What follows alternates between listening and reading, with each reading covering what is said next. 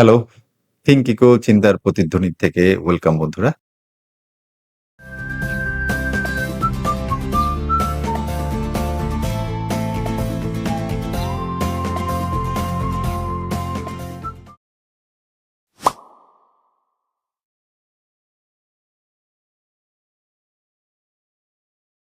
এই মুহূর্তে আপনার আশেপাশে তাকান।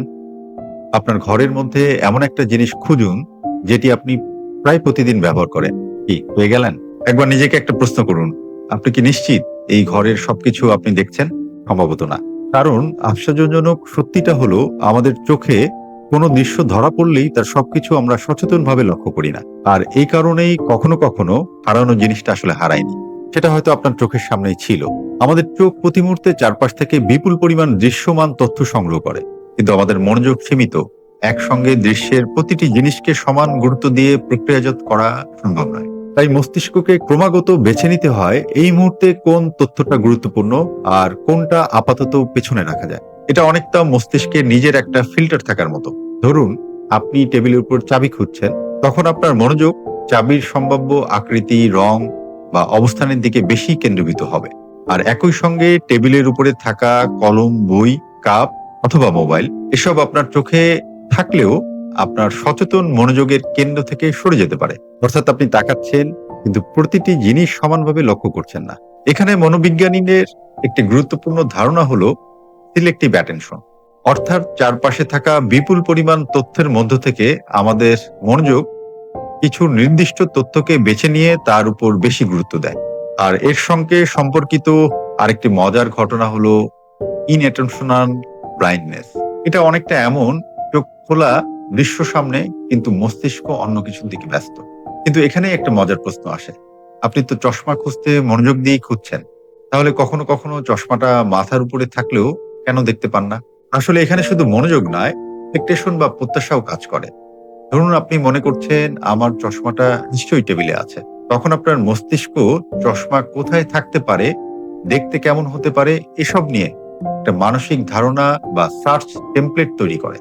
আপনার চোখ তখন টেবিল, ড্রয়ার, বিছানা, ব্যাগ এসব জায়গায় চশমার মতো কিছু খুঁজতে থাকে।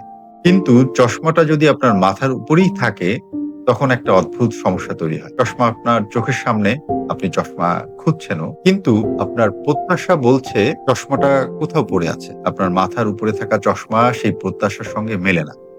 অর্থাৎ আপনি মনোযোগ দিচ্ছেন ঠিকই, কিন্তু আপনার প্রত্যাশা সেই মনোযোগকে একটি নির্দিষ্ট দিকে পরিচালিত করছে। এই কারণেই কখনো চশমা খুঁজতে গিয়ে আবিষ্কার করি চশমাটা তো মাথার উপরেই আছে। মোবাইল খুঁজতে খুঁজতে হঠাৎ বুঝতে পারি মোবাইলটা তো আমার হাতেই। আবার ফ্রিজ খুলে দাঁড়িয়ে থাকার পর মনে হয় আমি আসলে কি যেন খুঁজতে এসেছিলাম। তিনটি ঘটনায় একেবারে একই কারণে ঘটে এমন নয়, কিন্তু তিনটি ঘটনার মধ্যেই একটা সাধারণ বিষয় আছে। আমাদের মস্তিষ্কের মনোযোগ, লক্ষ্য, প্রত্যাশা এবং স্মৃতি সবসময় একসঙ্গে কাজ করছে।